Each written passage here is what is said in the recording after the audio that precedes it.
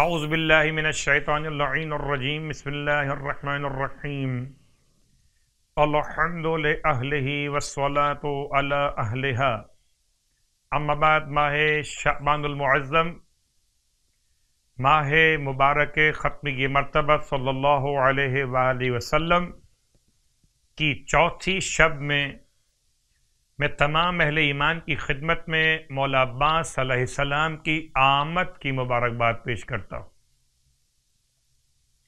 کیا بہترین شب دن مکمل ہوا نام حسین علیہ السلام سے، شب کا آغاز ہوا مولا عباس علیہ السلام سے۔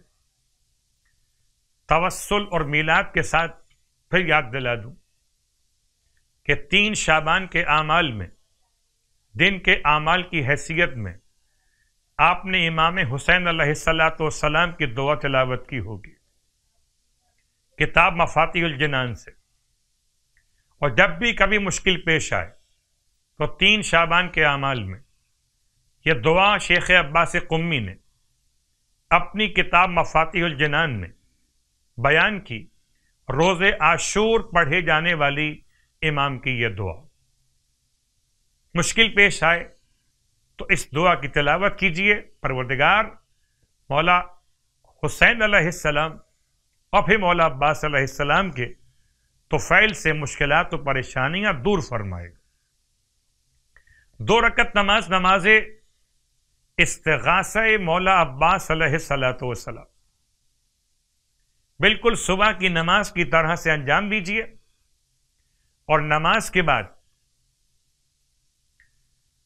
مولا عباس علیہ السلام کا استغاثہ کرنے کے لیے اول اور آخر 133 مرتبہ درود کی تلاوت، اور درمیان میں اتنے ہی مرتبہ یعنی 133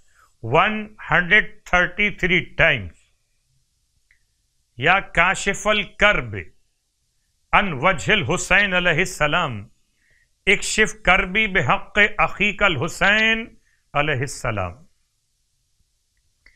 ماہ شعبان کے مشترکہ اعمال میں پورے مبارک مہینے میں 1000 مرتبہ مکمل کیجئے ذکر کو، لا الہ الا اللہ ولا نعبد الا ایاہ مخلصین لہ الدین ولو کرہ المشرکون۔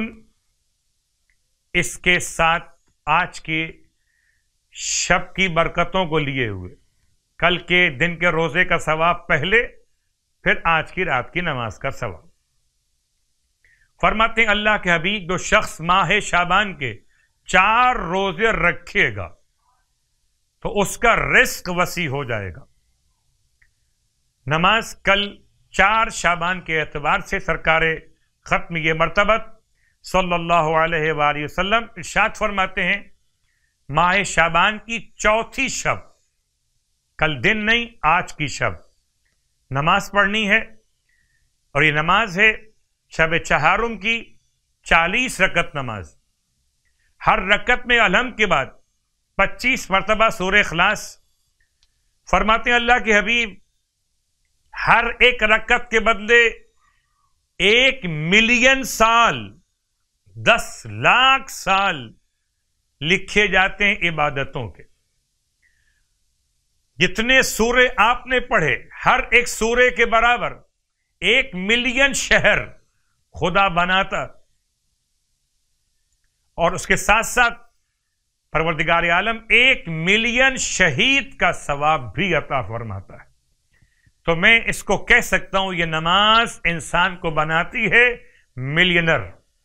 پروردگار ہم سب کو آج کی شب کی عبادت، کل کے روزے کا ثواب، مولا عباس کا توسل کرنے کی توفیق عطا فرمائے۔ الہی آمین۔